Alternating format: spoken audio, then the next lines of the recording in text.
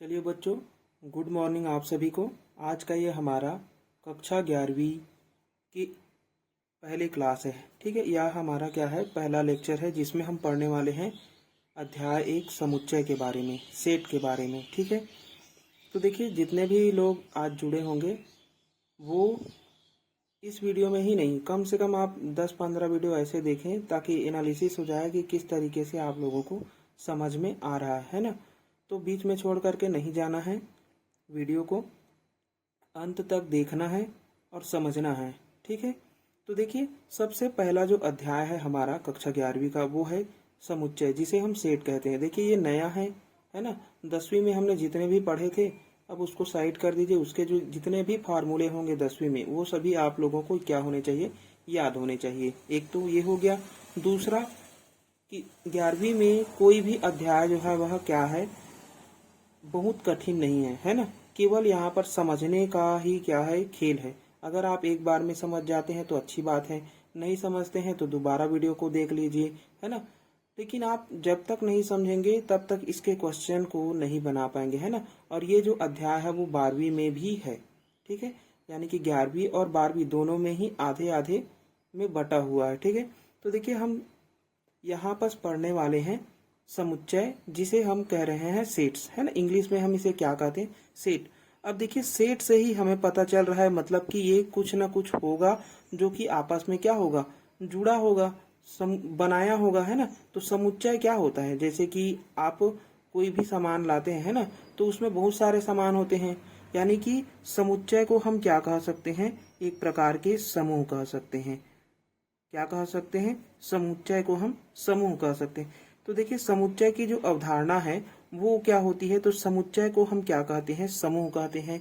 तो ये किसका समूह हो सकता है, किसी भी वस्तु, नाम, है ना, किसका समूह हो सकता है, तो किसी भी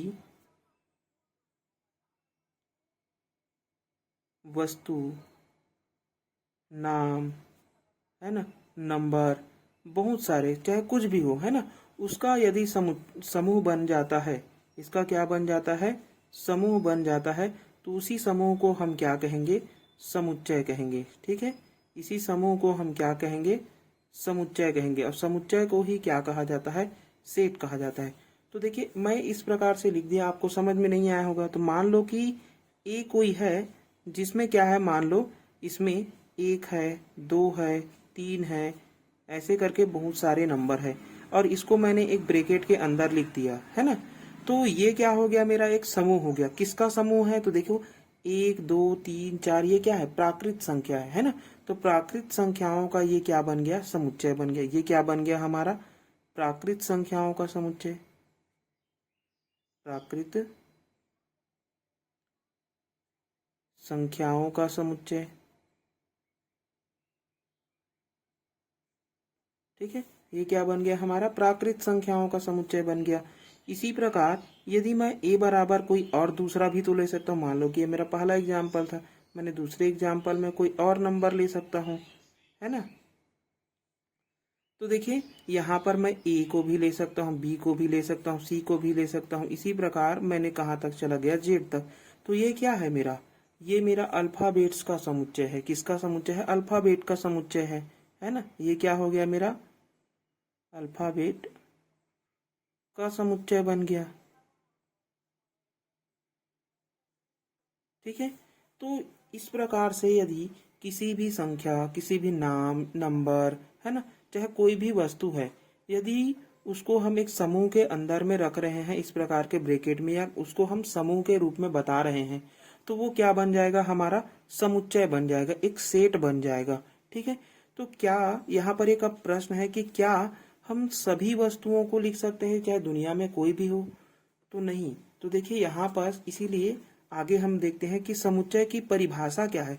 तो सच में हम समुच्चय किसे कहेंगे, तो देखिए समूह को तो हम समुच्चय कह रहे हैं, लेकिन किस प्रकार के समूह होने चाहिए, क्या वो समूह जो है वह फिक्स होने चाहिए कि इसी समूह को हम कहेंगे समुच्चय। तो देखिए ये एक फिक्स है ना। तो समुच्चय क्या होता है, ऐसा समूह, ऐसा समूह जो सुपरिभाषित हो,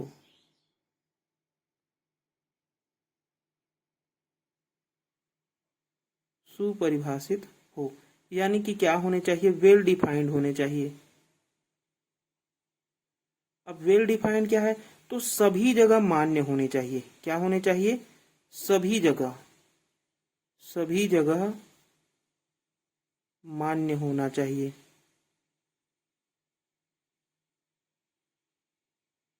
यानी कि हम समुच्चय के अंदर में जिन वस्तुओं को लिख रहे हैं वो क्या होने चाहिए, सभी जगह मान्य होने चाहिए, है ना। ऐसा नहीं होना चाहिए कि हम कोई भी वस्तु को लिख दे रहे हैं। जैसे मान लो कि आपको बोला गया है कि सबसे, है ना, मान के चलो कि आपको बोला गया कि प्राकृत संख्याओं का समुच्चय, तो आपने लिख दिया, है ना। अगर वहीं पर बोला जाए कि अपने क्लास के कुछ, है ना, 5 ऐसे स्टूडेंट्स का नाम लिखिए, उसका सेट बनाइए या समुच्चय बनाइए जो सबसे ताकतवर हो, तो आप कह सकते हैं क्या कि अपने कक्षा में कोई राम नाम का व्यक्ति है, कोई मोहन नाम का व्यक्ति है, या कोई अन्य नाम का व्यक्ति है, वो सबसे ज्यादा ताकतवर है? नहीं कह सकते, है ना। तो ऐसे चीजों को हमें नहीं रखना है जो कि जिस पर हमें डाउट हो जाए, है ना, कि ये सच में होगा या नहीं होगा। तो अगर जिस चीज में आपको डाउट लग रहा है वो सुपरिभाषित नहीं है। जैसे मैंने कहा कि प्राकृत संख्याओं का समुच्चय, तो आपने बना दिया, है ना। मैंने कहा कि अल्फाबेट का समुच्चय, तो वो भी बन गया, है ना। स्वर संख्याओं का समुच्चय कहा, तो स्वर संख्याओं का समुच्चय बना सकते हैं आप। क्यों बना सकते हैं, क्योंकि अगर मैं स्वर कहूं तो वहां पर स्वर कितने मिलेंगे मुझे, वॉवेल कितने मिलेंगे, केवल 5 ही मिलेंगे, है ना। ए ई आई ओ यू, यही मिलेंगे कि अन्य और मिलेंगे। तो देखिए मैंने स्वर कहा तो आपने कितने बताए, 5 ही तो वॉवेल होते हैं सर, है ना। तो 5 ही स्वर है। और ऐसा नहीं है कि राम के लिए 5 है, मोहन के लिए 6 हो जाएंगे, नहीं हो जाएंगे, है ना। यानी कि ए ई आई ओ यू सभी के लिए 5 है ना। जैसे मैंने अभी कहा कि सबसे ज्यादा ताकतवर जो बच्चे हैं उसके समूह बनाने के लिए, तो मान के चलो कि कोई व्यक्ति है राम, है ना। तो राम ने कहा कि ए जो है वह सबसे ज्यादा ताकतवर है, बी जब सबसे ज्यादा ताकतवर है, सी कहा। लेकिन कोई अन्य व्यक्ति अगर आ रहा है, मान के चलो मोहन, है ना, और मोहन ने कहा, इसने कोई और नाम दे दिया, नहीं सी ताकतवर है, नहीं डी ताकतवर है, नहीं ए ताकतवर है, तो क्या ये समुच्चय सभी जगह मान्य हुआ, क्या नहीं हुआ। यानी कि देखिए समुच्चय ऐसा होना चाहिए कि अगर राम ने कहा कि ये जो है वह सबसे ज्यादा ताकतवर है, तो मोहन के लिए भी वो क्या होने चाहिए, सत्य होने चाहिए। यानी कि सभी के लिए वो सत्य होने चाहिए, तभी हम उसका क्या बना सकते हैं, सेट बना सकते हैं। ठीक है, ऐसा नहीं बनाना है कि किसी भी चीज को लिख दिए। ठीक है, तो देखिए ऐसा समूह जो क्या होने चाहिए, सुपरिभाषित होने चाहिए, यानी कि सभी जगह क्या होने चाहिए, मान्य होने चाहिए। ठीक है, अब हम देखते हैं समुच्चय के अवयव के बारे में। अब ये समुच्चय का अवयव क्या है, तो एलिमेंट्स ऑफ अ सेट। तो देखिए एलिमेंट्स ऑफ अ सेट यानी कि उस सेट के अंदर में जो एलिमेंट्स है, अवयव है, उसी को हम क्या कहते हैं। मान लो कि एक स्वर का समुच्चय बनाया हमने, ए ई आई ओ यू, हमने ऐसा एक समुच्चय बनाया, तो इसके अंदर में जो मौजूद है ए, ये क्या हो गया, इसका फर्स्ट एलिमेंट हो गया, है ना। तो मतलब कि यहाँ पर जितने भी हैं ए ई आई ओ यू, ये सभी क्या कहलाएंगे, हमारे एलिमेंट्स कहलाएंगे, अवयव कहलाएंगे। ठीक है, ये क्या है, हमारे एलिमेंट्स हैं, अवयव है। ठीक है, तो अब देखिए यहाँ पर हम जरूरी नहीं है कि ए ई आई ओ यू इसी प्रकार लिखें, यू को इधर भी लिख सकते हैं, ए को इधर भी लिख सकते हैं ना। तो इसमें डाउट नहीं करना है कि हम ए को ही आगे लिखेंगे, क्या फर्स्ट एलिमेंट मैंने लिख दिया तो क्या सच में ए ही फर्स्ट एलिमेंट होगा, क्या नहीं होगा, है ना। अगर किसी ने ई को पहले लिख दिया तो ई उसका फर्स्ट एलिमेंट हो सकता है ना। तो यहाँ पर मैं इसको इसलिए लिखा कि यहाँ पर न फर्स्ट न सेकंड, इसकी कोई यहाँ पर क्या होती है, बाध्य नहीं होता है। सेट में हम किसी भी अवयव को कहीं पर भी लिख सकते हैं, बस इसमें क्या नहीं कर सकते, तो देखिए कोई भी समुच्चय में हम रिपीट नहीं कर सकते, रिपीटेशन इसमें नहीं अलाउ है। ठीक है, तो सेट के अंदर जो है रिपीटेशन जो है वह अलाउ नहीं होता है। ठीक है, अब देखिए समुच्चय का निरूपण, समुच्चय को हम अब निरूपित कैसे करेंगे ये सीखते हैं। ठीक है, आगे देखिए हम क्या सीखेंगे, समुच्चय का निरूपण सीखेंगे, यानी कि समुच्चय को हम किस रूप में दर्शा सकते हैं, हम उसका कैसा प्रेजेंटेशन कर सकते हैं। तो देखिए समुच्चय को हम अंग्रेजी के बड़े अक्षर से दर्शाते हैं, ठीक है, अंग्रेजी के बड़े अक्षरों से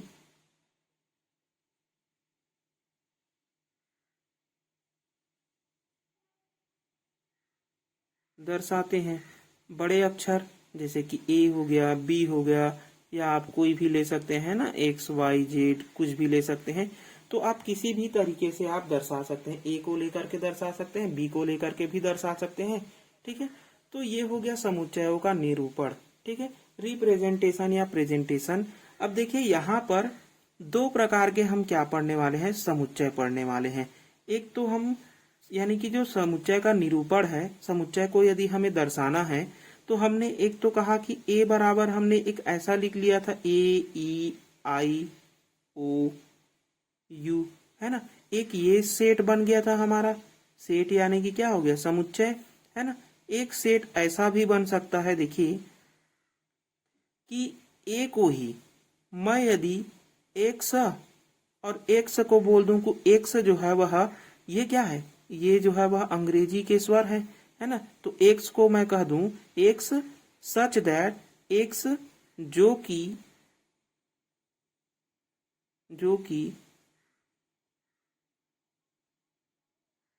अंग्रेजी के स्वर है, और ये एक समुच्चय मैंने बना दिया, ठीक है। तो मैं इस प्रकार से भी दर्शा सकता हूं और इस प्रकार से भी मैं एक सेट को दर्शा सकता हूं। तो देखिए इसमें डिफरेंस क्या है, तो ये क्या है हमारा, देखिए डिफरेंस यहाँ पर ये है कि हम इसको क्या लिख रहे हैं, एक वर्ड में लिख रहे हैं ना, यानी कि शब्दों में हम दर्शा रहे हैं। और ये किस में दर्शाया गया है, उसके जो भी प्रतीक है उस रूप में दर्शाया गया है, ठीक है। तो देखिए यहाँ पास ए को हमने इस प्रकार से दर्शाया, तो इसको हम कहेंगे रोस्टर फॉर्म। क्या कहेंगे, इसको हम रोस्टर फॉर्म कहेंगे, रोस्टर फॉर्म।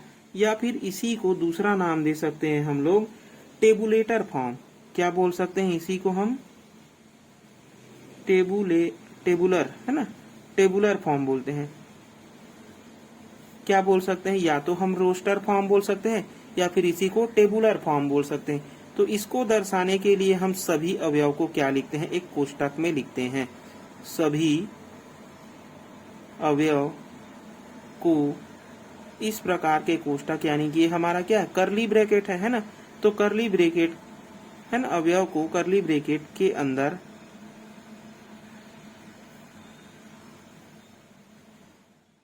लिखते हैं, ठीक है।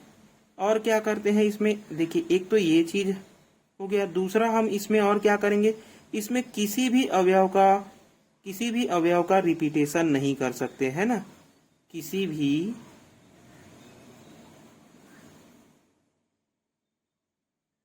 अवयव का रिपीटेशन नहीं कर सकते, यानी कि उसको रिपीट नहीं कर सकते, ठीक है। ये बात भी याद रखेंगे, रिपीट नहीं कर सकते। अब इसके लिए एक एग्जाम्पल देख लो, कि जैसे कि किसी ने कहा कि स्कूल है ना, स्कूल के ये हो गया हमारा, ये हो गया हमारा स्कूल, है ना। अब स्कूल में देखो, स्कूल को बोला गया है कि आपको एक समुच्चय के रूप में दर्शाइए। तो आप समुच्चय के रूप में स्कूल को दर्शाना चाहते हैं, तो मान लो कि हमने एक कैपिटल एक्स ले लिया जिसको हमने सेट कहा, और स्कूल को दर्शाना चाहते हैं तो एस को हम लिखेंगे एस, सी को हम लिखेंगे सी, एच को लिखेंगे, ओ 2 बार आया है तो ओ को एक ही बार लिखना है, और एल का एल। तो ये बन गया हमारा क्या, समुच्चय, ठीक है। ये किस रूप में है, रोस्टर रूप में है। किस रूप में है, रोस्टर रूप में है। ये बात याद रखेंगे, ठीक है। स्कूल को हमने किस रूप में दर्शाया है, रोस्टर रूप में दर्शाया है, ठीक है। अब देखिए दूसरा जो हमने सेट बनाया है, जिसे हम वर्ड के रूप में लिखे हैं, है ना, इसको हम क्या कहेंगे, इसे हम कहेंगे हिंदी में समुच्चय निर्माण विधि। देखिए इसको रोस्टर फॉर्म को रोस्टर रूप ही कहा जाता है, या रोस्टर निर्माण रूप कहा जाता है, ठीक है। टेबुलेटर को टेबुलेटर ही बोलेंगे, ठीक है। तो इंग्लिश में ही नाम यहाँ आप लोग याद रखेंगे, ठीक है। रोस्टर को रोस्टर ही बोला जाता है हिंदी में, और टेबुलर को टेबुलर ही बोला जाता है। इसको हम क्या बोलते हैं, तो देखिए इसको हम बोलते हैं set builder form, set builder form, ठीक है। या फिर इसी को हम हिंदी में कहते हैं समुच्चय निर्माण विधि, समुच्चय निर्माण विधि, ठीक है। अब समुच्चय निर्माण विधि, देखो समुच्चय निर्माण विधि हम क्या किसको बोलेंगे, यदि हम किसी समुच्चय को इस प्रकार से वर्ड के रूप में लिख रहे हैं, यानी कि शब्द के रूप में लिख रहे हैं, तो उसी रूप को हम क्या कहते हैं, समुच्चय निर्माण विधि कहते हैं, ठीक है। समझ में आया, नहीं आया तो देखिए यहाँ पर लिख देता हूं कि किसी समुच्चय को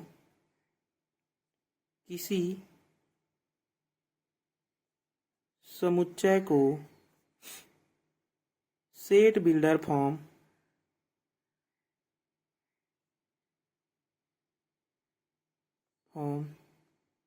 में लिखने के लिए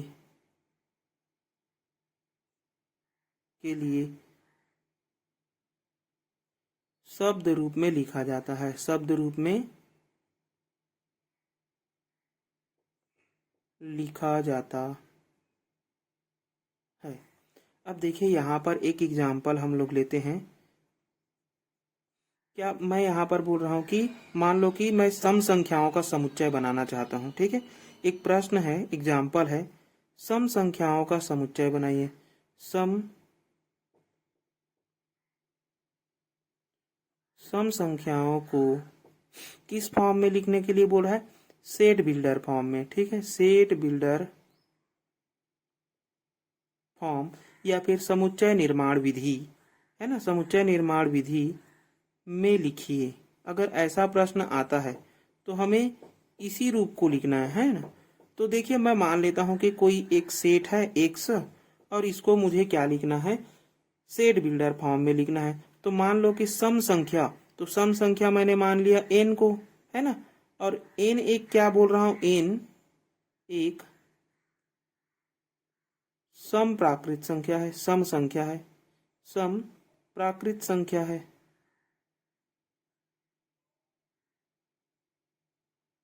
संख्या है। ये कह के मैंने ब्रैकेट को बंद कर दिया। तो ये मेरा क्या हो जाएगा, समुच्चय निर्माण विधि में हो जाएगा। ये मेरा क्या हो जाएगा, एक्स जो है वह समुच्चय निर्माण विधि में हो जाएगा, ठीक है। तो देखिए समुच्चय को हम दो रूपों में लिख सकते हैं। एक तो हम क्या लिख सकते हैं, रोस्टर रूप में, जिसे हम टेबुलर फॉर्म भी बोलते हैं, ठीक है। टेबुलर फॉर्म में हमें करली ब्रैकेट के अंदर लिखना होता है, जबकि सेट बिल्डर फॉर्म यानी कि जो समुच्चय निर्माण विधि है उसको भी हम करली ब्रैकेट के अंदर लिखते हैं, लेकिन उसके अंदर जो अवयव है उसको अलग अलग न लिख करके हम क्या लिखते हैं, उसको शब्द रूप में लिखते हैं। क्या रूप में लिखते हैं, शब्द रूप में लिखते हैं, ठीक है। ये बात याद रखेंगे कि हम सेट बिल्डर फॉर्म में हम क्या लिखते हैं, उस चीज को शब्द के रूप में लिखते हैं, ठीक है। अब देखिए आप लोगों को ज्ञान होना चाहिए कि प्राकृत संख्या किसे कहते हैं, विषम प्राकृत संख्या किसे कहते हैं, है ना, सम प्राकृत संख्या किसे कहते हैं। इसको तो आप लोग 6वीं 7वीं 8वीं में पढ़े ही होंगे, है ना। तो ये बात तो आप जान रहे होंगे, इसको मैं और नहीं बताने वाला, ठीक है। तो चलिए यहाँ पर हमें देखिए हमने क्या क्या पढ़ा उसको एक बार देख लेते हैं और अच्छे से और समझ लेते हैं, है ना, फिर उसके बाद में आगे चलेंगे। तो देखिए समुच्चय जिसे हम सेट कह रहे हैं, हमारा पहला अध्याय है। समुच्चय की अवधारणा क्या है, तो समुच्चय हम ऐसे समुच्चय क्या होता है, एक समूह होता है। क्या होता है, समूह होता है जो किसी वस्तु, नाम या फिर नंबर या फिर कोई भी चीज को दर्शाता है, जो क्या होने चाहिए, उसकी परिभाषा में सुपरिभाषित होनी चाहिए। क्या होनी चाहिए, सुपरिभाषित होनी चाहिए, यानी कि वेल डिफाइंड होनी चाहिए। सभी जगह उस चीज का मान्य सही होना चाहिए। यानी कि अगर मैं एक कह रहा हूं तो एक सभी के लिए एक है, क्या राहुल के लिए वो 2 हो जाएगा, क्या नहीं होगा, है ना। तो वो सभी के लिए एक होने चाहिए। अगर मैं एक कहा तो एक सभी के लिए एक है। जैसे आपने कोई 1 kg का बाट है ना, तो 1 kg का बाट जो है वह राम के लिए 1 kg है और मोहन के लिए 2 kg हो जाएगा क्या? नहीं होगा, है ना। तो ऐसे नंबर, ऐसे समूह को हम क्या कहेंगे? सेट कहेंगे, जो क्या होने चाहिए? सुपरिभाषित होने चाहिए। ठीक है। अब देखिए समुच्चय के अवयव क्या क्या हैं। तो एलिमेंट्स ऑफ अ सेट क्या होगा? तो समुच्चय के जितने भी अंदर में अवयव आपको देखने को मिलेंगे, यानी कि जो भी वर्ड आपको देखने को मिल रहे हैं, अलग अलग में अक्षर जो दिख रहे हैं, है ना, उन्हीं अक्षरों या एलिमेंट्स को हम क्या कहते हैं? अवयव कहते हैं, एलिमेंट कहते हैं। ठीक है। तो ये क्या हो जाएगा? समुच्चय के अवयव हो जाएंगे। अब इसमें हम किसी को फर्स्ट किसी को दूसरा नहीं कह सकते, क्योंकि समुच्चय हमें यह बताता है कि समूह जो है वह आगे पीछे हो सकता है ना। इसमें क्रम की कोई बाध्यता नहीं होती है, हम किसी को भी आगे किसी को भी पीछे लिख सकते हैं। ठीक है। अगला देखिए, समुच्चय का निर्माण पढ़ा है हमने, है ना। तो यानी कि समुच्चय का जो निरूपण है, हम समुच्चय को कैसे दर्शाएंगे? आखिर ये समुच्चय को हम दर्शाएंगे कैसे? तो अंग्रेजी के बड़े अक्षर से हम दर्शाते हैं। किससे दर्शाते हैं? अंग्रेजी के बड़े अक्षर से। कभी भी छोटे अक्षर से समुच्चय को नहीं दर्शाना है। ठीक है, याद रखेंगे, नहीं तो वहीं से आपका गलत हो जाएगा, क्योंकि अध्याय में ही बोला गया है कि समुच्चय को बड़े अक्षरों से दर्शाना है। ठीक है। तो ABC हम इस प्रकार से बड़े अक्षर में दर्शाते हैं। अब मान लेते हैं कि A जो है वह इस प्रकार के एक समुच्चय है, तो इसे हम क्या कहेंगे? रोस्टर फॉर्म कहेंगे। अगर A में कुछ ऐसे वर्ड के रूप में है तो उसे हम क्या कहेंगे? समुच्चय निर्माण विधि कहेंगे, सेट बिल्डर फॉर्म कहेंगे। ठीक है, इतना हमने पढ़ा। ठीक है, उसके कुछ हमने एग्जाम्पल देखे हैं आगे। ठीक है। अब देखते हैं हम इसके कुछ महत्वपूर्ण पॉइंट्स। ठीक है, देखिए आगे इम्पोर्टेंट फैक्ट यानी कि महत्वपूर्ण जो बिंदु है वो क्या क्या है। तो देखिए सबसे पहला हम समुच्चय में एक ही अवयव को 2 बार नहीं लिखा जाता, यानी कि जो उसके अंदर में जो एलिमेंट्स हैं, है ना, क्या है, उसके अंदर में जो एलिमेंट्स होंगे उसको हम 2 बार नहीं लिख सकते। यानी कि अगर ओ अगर 2 बार आया था, हम उसको एक ही बार लिखे थे, है ना। क्रम का कोई महत्व नहीं है, यानी कि जो ऑर्डर होते हैं उसके, जैसे कि हमने ये लिखा है ना, मैं कहा कि ABC एक समुच्चय है, तो मैं A को ऐसा भी लिख सकता हूँ, B को आगे, A को बीच में, C को ऐसा लिख सकता हूँ, है ना। तो इसमें क्रम का कोई महत्व नहीं है। मैं ऐसा भी लिख सकता हूँ, ये भी सही है, ऐसा भी लिख सकता हूँ, ये भी सही है ना। तो दोनों ही यहाँ पर क्या हो जाएंगे? सही हो जाएंगे। सभी अवयव क्या होने चाहिए? स्पष्ट होने चाहिए, यानी कि वेल डिफाइंड होने चाहिए। अब देखिए A को कोई B थोड़ी बोलेगा, नहीं बोलेगा, सभी के लिए A है, B को B ही बोलते हैं, C को C ही बोलते हैं, है ना। तो ये क्या है? वेल डिफाइंड है, सत्य है ना, असत्य नहीं है। ठीक है। अब हम आगे पढ़ेंगे प्रश्नावली के प्रश्न। देखिए उससे पहले हम प्रश्नावली को पढ़ने से पहले, है ना, आज हम इसको नहीं पढ़ेंगे, हम कल पढ़ेंगे। ठीक है, अगले वीडियो में पढ़ेंगे यानी कि। तो देखिए यहाँ पर मैंने आज जितने भी पढ़ाए हैं, ठीक है, उन सभी को आप क्या करेंगे? एक बार रिकॉल करेंगे, अपने नोट्स में लिखेंगे। ठीक है, और एक बार एनालिसिस करेंगे कि अपने मन में सोचेंगे कि हम किस प्रकार के सेट कैसे कैसे बना सकते हैं बिना पुस्तक देखे, है ना, कि हम सच में सेट को कैसे कैसे तरीके से बना सकते हैं। सम संख्या का भी समुच्चय बना सकते हैं, विषम का भी बना सकते हैं ना। तो इस प्रकार से आप स्वयं एक बार चिंतन करके देखें। इसमें क्या है, ये जो अध्याय है इसमें आपको आपके माइंड का ही गेम है ना, यानी कि ये जो माइंड गेम खेलता है ये अध्याय। आप जितने अच्छे से सेट को अपने मन में बिठाए रहेंगे उतना ही आपको इसके प्रश्न बनाने में सरलता जाएगी। ठीक है, तो चलिए आज के क्लास को हम छोटा और अच्छा रखते हैं, है ना। तो आज के लिए इतना ही है, धन्यवाद। अच्छा लगे तो लाइक शेयर एंड सब्सक्राइब जरूर करें, और फ्री में पढ़ने के लिए हमारे चैनल को सब्सक्राइब करके जरूर रखें, है ना। और वीडियो को शुरू देखकर भाग नहीं जाना है, अंत तक ही देखना है। ठीक है, चलिए।